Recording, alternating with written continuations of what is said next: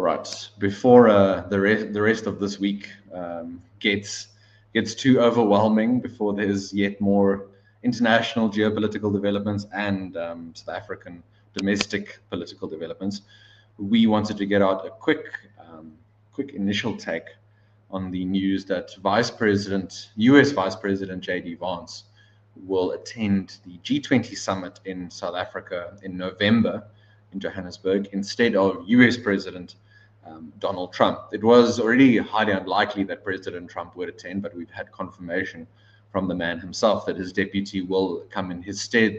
President Trump confirmed this last week. So we'll just talk through some initial thoughts and also broadly discuss how South Africa's G20 presidency is progressing.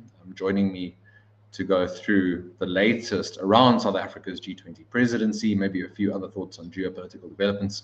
We have CRA Research Associate Ofentse Davhie. Ofentse, thanks very much for making time for us on a already very busy Monday. We had our latest risk alert out this morning. There, for example, we covered the Shanghai Economic Cooperation Summit, various geopolitical implications thereof, where you had the smiling pictures, the very nice flowery language of the host, President Xi Jinping, Russian President Vladimir Putin, and Indian Prime Minister Narendra Modi. We sort of analyze in the risk alert what we think is actually behind this, just behind the sort of nice pictures. But let's focus on discussing the news that Vice President Vance will come and attend the G20 Summit.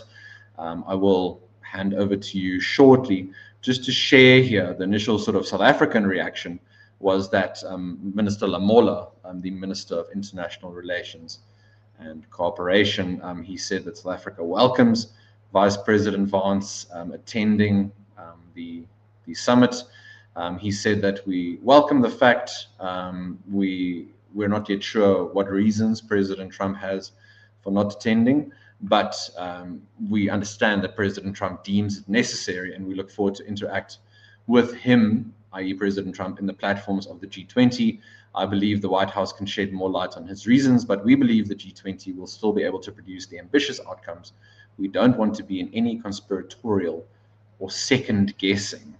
So interesting language in that regard. Ofentse, coming to you, good thing, bad thing that Vice President Vance is attending the summit in President Trump's stead, or do we just have to wait until it happens to see exactly how confrontational or not it's going to be? Thanks, Chris. On the good thing, bad thing question, it's neither one of the two. The proceedings of the summit would have still gone on whether they did bring a representative at that level or not.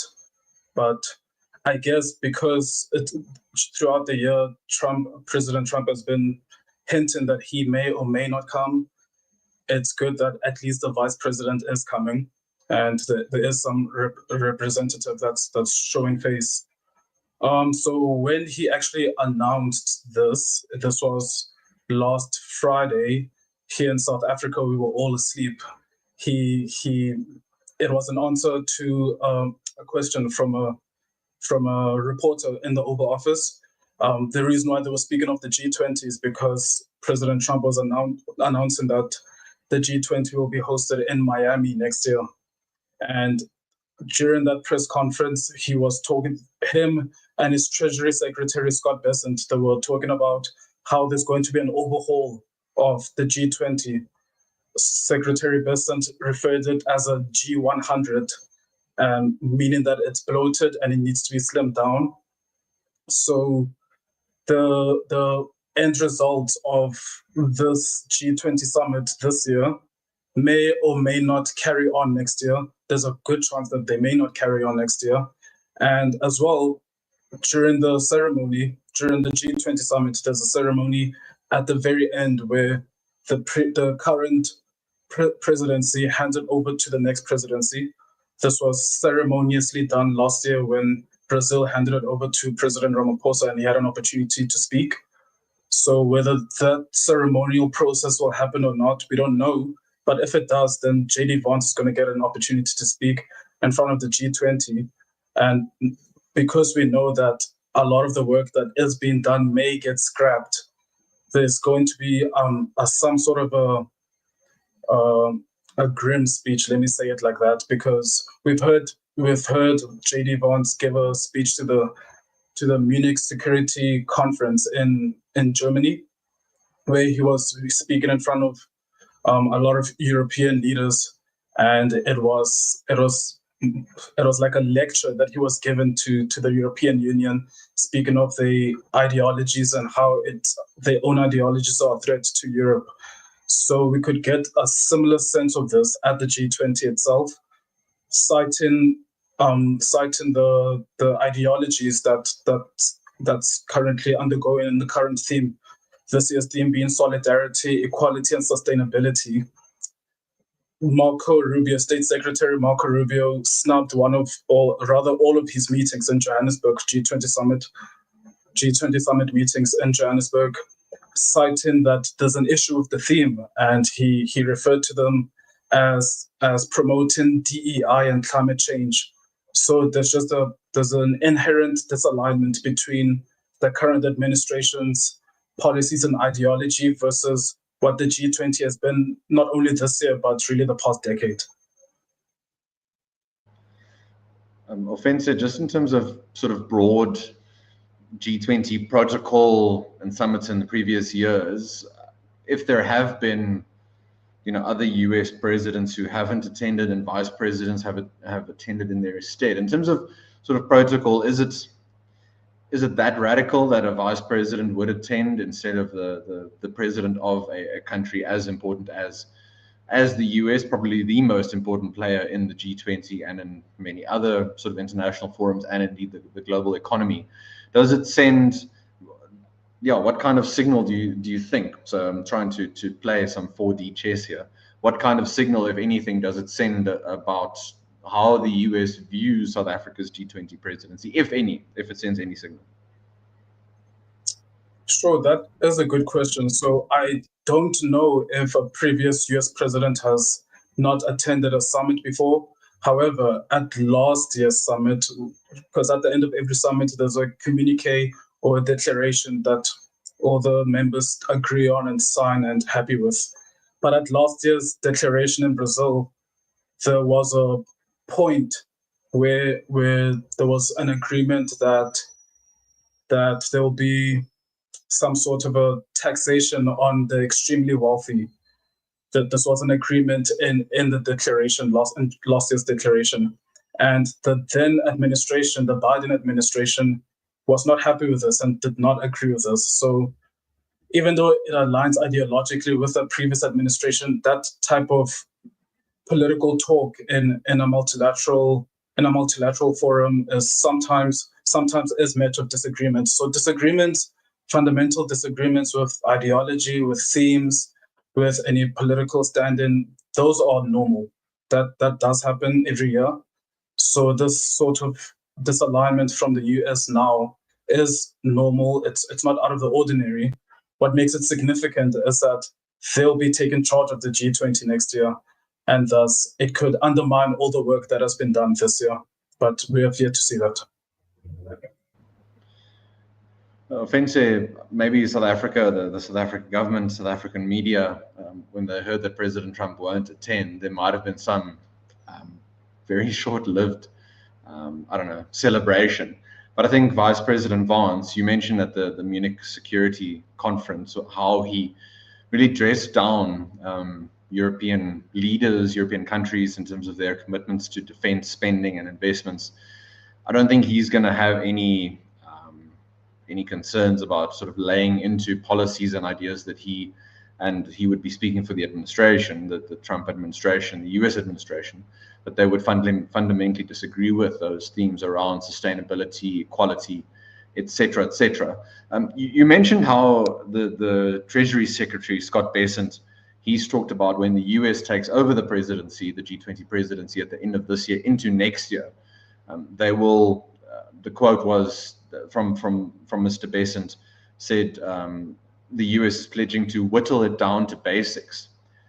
what would some of those basics be, where South Africa has had these various tracks? There's climate change, it's been a B20, a T20, it's been inclusive global finance, it's been, debt repayments, all sorts of things. What will the US focus on, do you think, next year, if anything? Sure thing. So the current structure now is we can separate it in three groups. There's a finance track where there's the relevant work groups below that. The Sherpa track, where there are at least 15 working groups, and those working groups are focused on social issues. So there's agriculture, there is technology, environment, tourism, women empowerment, etc.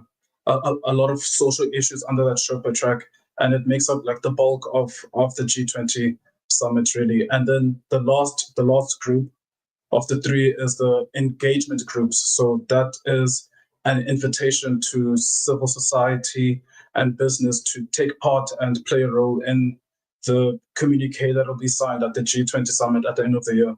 So those engagement groups include the business. So there's a business 20, labor 20, ocean 20, urban 20, etc., etc. There's it's really a hole-in-one approach. So what the Treasury Secretary Scott Bessent is saying is that they'd like to whittle it down to the basics. The social issues, he hopes that they would no longer be part of a G20 multilateral forum. Initially, the G20 began in 2000 as a response to the dot-com crisis. And in 2008, that's when the summit began, and it began in Washington as a response to the global financial crisis. So the focus of the G20 has always been financial. And although issues like women issues and gender issues and in the environment, climate change, those are noble issues to resolve. That's why a social issue is still an issue and should be resolved. But what the US is saying is that is not the topic at hand at the G20. This coincides with the end of the first cycle of G20 Summit. So the first summit was in Washington, and from then until now, every member of the G20 has had a chance to host the summit and become a presidency of the G20 Summit. Thus, because that's the case, there's a review panel called G20 at 20 that South Africa will be initiating, where there will be a review of the impact all these summits have had throughout the first cycle. The US will most likely leverage the results of that review to explain why they need to slim it down. They would say the social issues are holding us back from the real issues that the whole G20 was founded on. Earlier in the year, actually, he gave a speech in front of the IMF and the World Bank, and he said that both institutions have lost their mission on financial stability and have rather focused on, his words, on gender issues and climate issues. So this is expected. They've been hinting at disalignment with the current theme, and they just want to get back to basics, means keep it strictly financial, stick to the financial stability that they're also trying to have. They have their own financial agenda with the tariffs that they've been implementing, the deals that they've been trying to strike with other countries. So they're also trying to leverage the opportunity of the G20 to get all these countries here and speak strictly finance and cater to, as Scott Bessent said during the announcement, during Trump's announcement last Friday, he said that they're going to try and make the G20 work for the American people. So it's very much an American first approach to their presidency of the G20, and it won't be as multilateral, as inclusive, as diverse as it's always been, especially under the current presidency under South Africa. It is quite the contrast, I think. On the one hand, the sort of the action taking, the laser focus of the US administration versus the more maybe consultation to death inclusivity to death approach that people such as President Ramaphosa have taken, not only in the G20 presidency, but in his own presidency in the South African domestic context. So it does, I think, it's a very, it's a great opportunity to contrast the two preferences and see what actually does carry more effective weight, what is actually going to get something going in these multilateral forums where, you know, there's a desire for consultation and discussion, etc.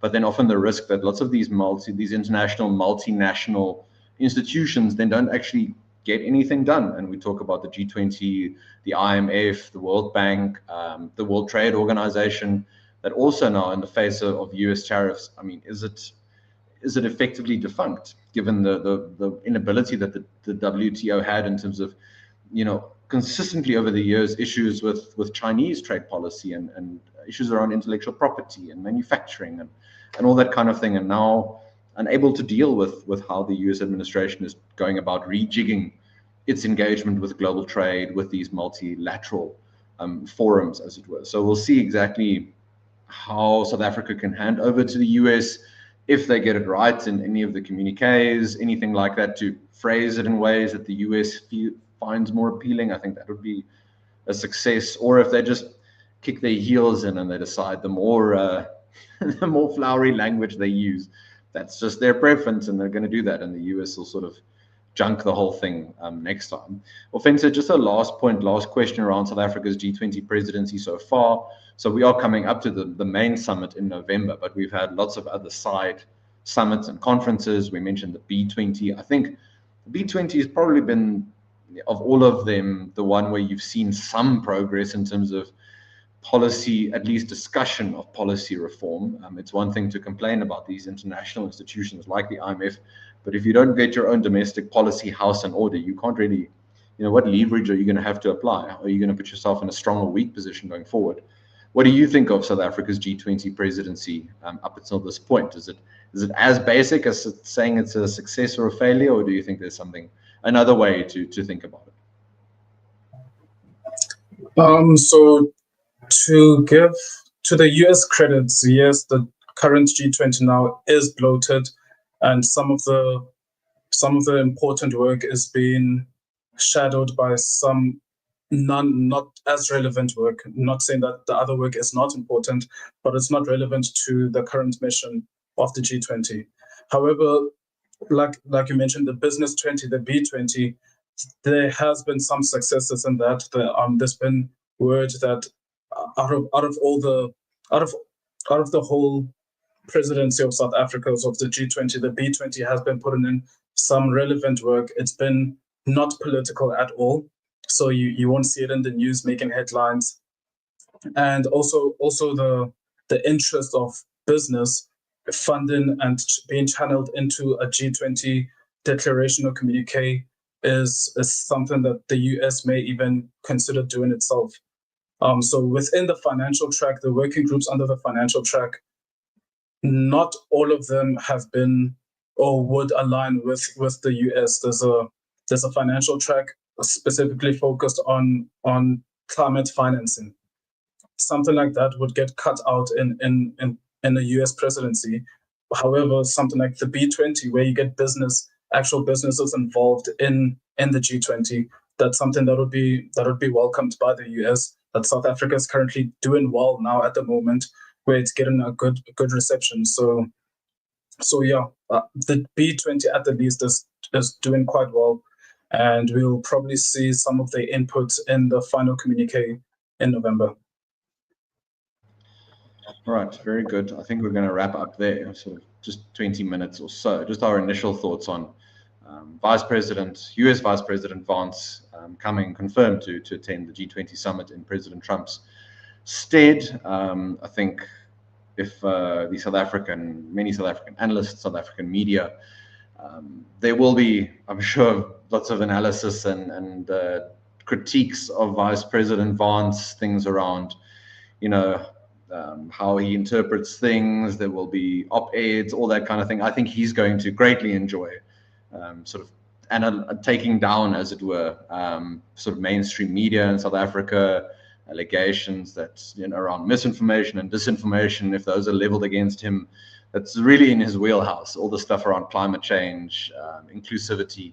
He's going to love, I think, in his different kind of ways, criticizing both South Africa's G20 presidency and his reception that he'll get in South Africa. So let's look forward to that and how South Africa deals with that. Of course, in the context of increased diplomatic tensions between South Africa and the US that have reared up at different points this year. Let's see how South Africa handles that. Should come up at the G20 Summit itself. But we're going to end on that note. Thank you all very much who joined us on the Monday morning for a quick update on South Africa's G20 presidency here from the CRA. A reminder that tomorrow on the 9th of September at 10 a.m. we are hosting a CRA webinar. It will be broadcast live here on YouTube and other channels, where we will discuss the ANC's ongoing decline, signs pointing to further electoral decline in next year's local government elections, and implications in the area of political violence and political instability. As the ANC support and influence especially declines, we see the patronage networks that have been built up around the ANC, those coming under more pressure. And the pressure on those networks is manifesting in more political violence, in hits on other politicians, on business people, and of course on South African citizens. So myself, Ofentse, and Herman Pretorius of the Institute of Race Relations will discuss all of that tomorrow at 10 a.m. So we look forward to all of you joining us. All right, until tomorrow then, this has been Chris Hattingh and Ofentse Davhie for the Center for Risk Analysis. Take care.